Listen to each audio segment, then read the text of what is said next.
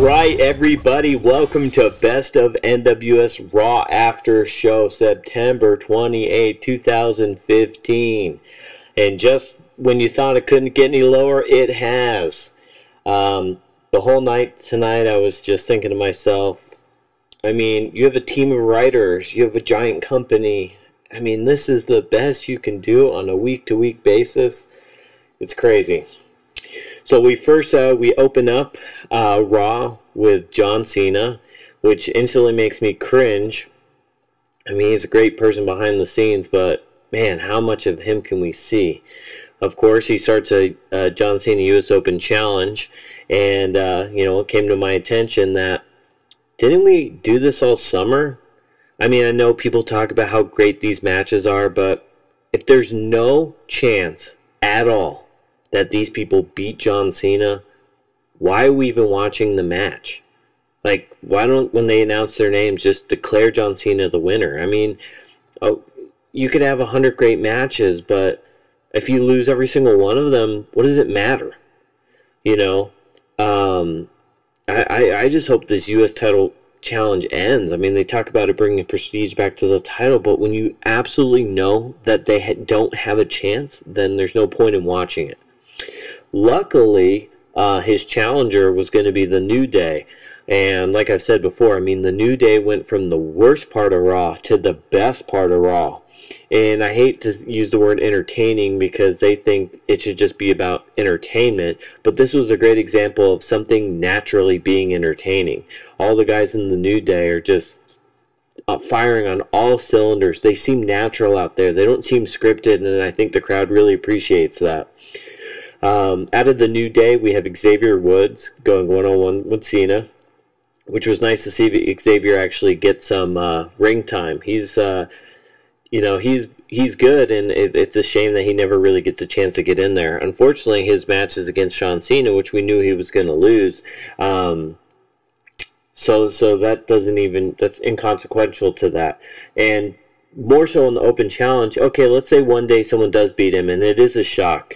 You know Cena's going to beat him twice over after that, and he's going to be buried, and what's the point? So I just hope this just ends. I'm really tired of it.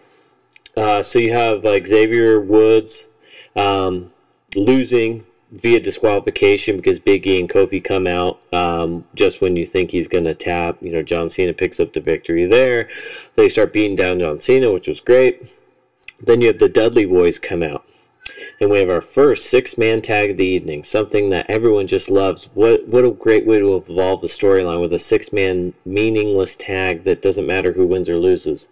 And I will say this too. So you have the hottest thing going in WWE right now, the New Day. You have John Cena, the most guy in WWE today. Then you have the Dudley Boys for the nostalgia pop. But when they're all in the ring together, I think it's very confusing of who should I care about? The New Day are definitely what I want to be seeing. Hell, they're new. They're bringing something new every week, and it's not a tired old routine like Cena. And the Dudley Boys, I think they would have been in a better spot to go against true heel tag team. But in this case, you have the hardcore fans loving the New Day, but they also like the Dudley Boys. So both their reactions kind of get muddled. Then you have John Cena, which the kids love, but the real fans don't. So nobody really gets cheered, and it's kind of this to the whole match. So it doesn't even matter. So I feel bad for the primetime players, which we'll talk about later. I feel bad for the Dudley Boys. They come back and they feud with the hottest tag team going, which is the New Day. And then you just have Cena there to be Cena. I mean, at least if he's going to have these new t-shirts every quarter, can his shoes at least match? I mean, they're about 3 t-shirts behind. So you have the New Day picking up the victory in that six-man tag, thank God, but at the same time, it's a six-man tag, so it doesn't matter. After that, we have, when you think, you've already hit the low of the show, and you have a Mark Henry versus Big Show match. I mean, could you talk about a more boring matchup? I mean, they might as well have made it a three-way and had Kane in there. Hell, made it a six-man tag.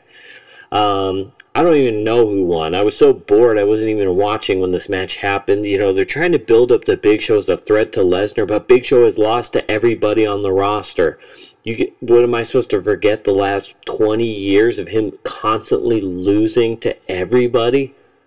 You know, I'll talk about it later when Heyman comes out, but the Big Show is not a threat to anything or anyone at any time. He's horrible. He needs to retire.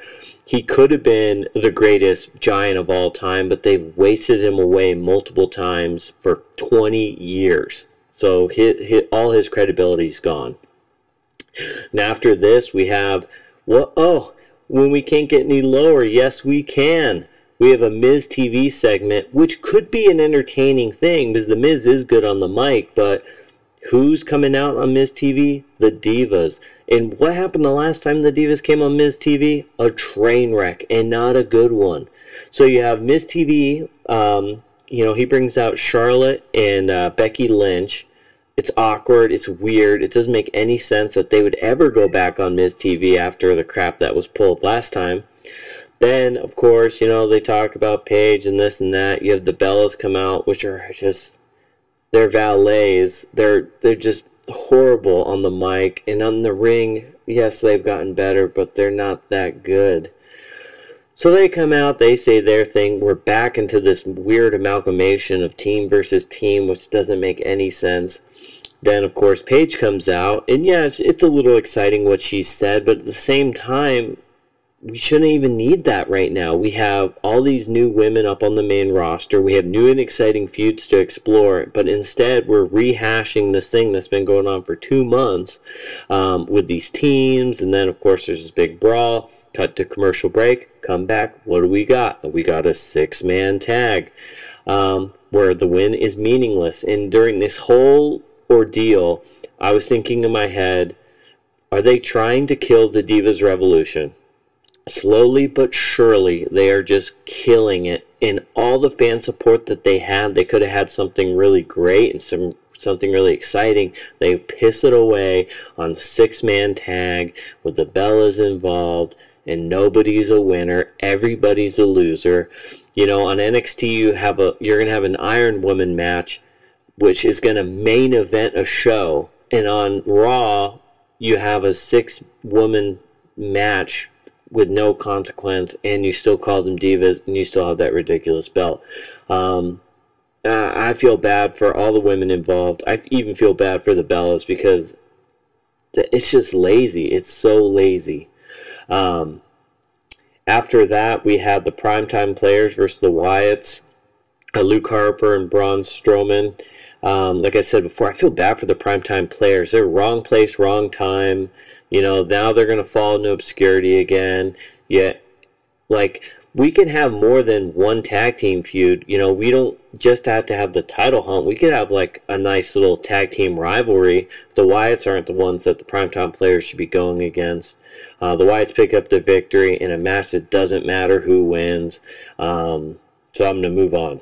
After that, when I think we can't get any lower, which we've constantly been doing since the start of Raw, we have Adrian Neville, or should I say Neville, which he's exciting in the ring, and I like him, versus Stardust, which I like him too. I like his character. I like what he's done with it. But you have them against each other again?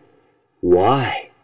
What's the point? We've already seen them go off against each other a million times. Hell, they're on the pre-show, so I know you guys don't care about the match. And then we have them fight on Raw, which I always say it's a Raw match. It's not a pay-per-view match. And what happens? Wade Barrett returns. I have a question mark next to that. Why did Wade Barrett even return? Him and Cesaro should go on, for Slammy for most losses in a year. They're just fed to other talent to lose constantly. So you have Wade Barrett come out, bullhammer to Neville, then you have him bullhammer Stardust. Is he a face? Is he a heel? I'm not sure. Do I care about him? He hasn't done anything in years. So I don't care. Another one, doesn't matter. Who wins, who loses, what does it matter? After that, we have another low point of the show. We have the Kane evaluation. I know some people are like, oh, Kane, it's funny, he's split personality. Kane has been around for 20 years. We've seen him be truly terrifying. We've seen him be goofy. We've seen everything in between. Couldn't, like, someone else out of the blue challenge Seth Rollins? Couldn't Cesaro be in this spot? Couldn't anybody? Isn't there someone else on the roster that you could have done just like a one-off Hell in a Cell pay-per-view match against? Like, why does that have to be Kane? You have this corny segment that dragged on and on and on. You have Seth Rollins finally beating down Kane, puts him in an ambulance, and Kane does his best, magician performance, changes into his Kane outfit, comes back out and chokeslams Seth Rollins. Like, I feel bad for Seth Rollins because he's such a talent. He should be in a marquee feud, but instead he's fighting Kane again. So, great. So we have that. After that, we have another match, and this is another thing I want to talk about WWE does, and doesn't make any sense. So we come back from commercial, Michael Cole's plugging that the Buffalo Bills are in the front row. The camera goes on them. Great. It's awesome. 2 seconds later, Bo Dallas talks about them being in the front row. So we just wasted time with Michael Cole telling us they're in the front row, and then Bo makes fun of them being in the front row. What was the point of that? That was a waste of our time. Just have Bo Dallas do it, and you accomplish both things at the same time. Maybe this match could have gone a little longer. We have Orton come out, which he's getting into Mark Henry, Kane, Big Show territory of oversaturation. He picks up the victory. It's not even... I feel like they're like, we should just give Orton a victory, he's not really doing anything. We'll just send out Bo Dallas. He'll just pick up the victory. Everyone will be happy. Boring match. No point. Who cares if Orton wins? What is Orton even doing? He's not even in a feud. He's like on the fringes of the Wyatt with the 2/4 Shield, thing they got going on. It just doesn't make any sense at all. So Orton picks up the victory. Good for him. After that, we have Kevin Owens versus Rusev. They have this little side thing going, which I think could be kind of interesting. You have Ryback on commentary. Ryback's another one where I thought he was awful at first. He's gotten a lot better. KO, he's great as this heel. He's great in the ring. And you have Rusev, he's really come a long way from a year ago as well. So you have all three of them out there, which is exciting. But we have another no finish. We have a disqualification. KO throws Rusev into Ryback. Everyone starts fighting, and everyone leaves. Not everyone leaves. Dolph Ziggler comes out. He kicks him. Then it's over. Okay. What did that accomplish? Absolutely nothing. So we have another thing that didn't drive anything anywhere. Didn't expand the storylines at all. Now after that, we have Paul Heyman come out. Now Paul Heyman's usually the highlight of Raw. The problem with this Paul Heyman is what he's trying to sell is the Big Show. Not even the great Paul Heyman can sell me or get me excited for another match between the Big Show and Brock Lesnar. This should have been given to a young talent, and it's another thing to have a young talent lose to, let's say, John Cena. But when they lose to Brock Lesnar, it makes sense. He's a legitimate fighter. So if you have, I'll say it again, Cesaro, this could have been a nice match for him. They could have put it on a 5-star match. Yeah, he would have lost, but he lost to Brock Lesnar. He didn't lose to John Cena. He didn't lose to whoever else. This should have been Cesaro 100%. The fans would have been really excited for it. And, of course, we're having the Big Show, which nobody's excited for. We all know Big Show's going to lose.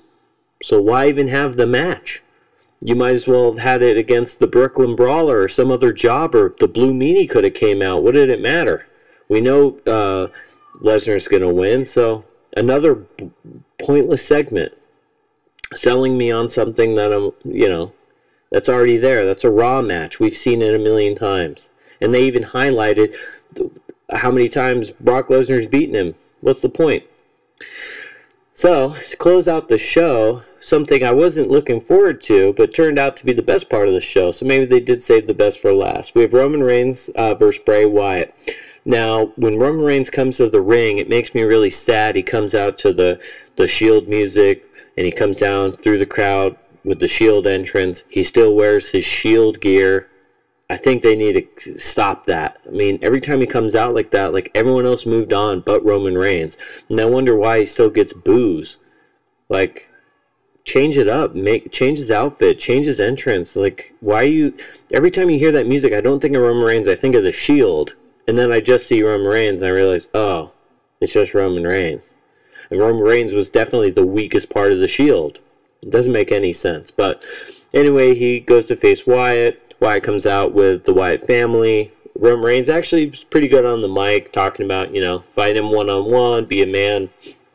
Wasn't bad. This match got off to a real slow start, but all night tonight in Buffalo, the crowd was just sitting on their hands.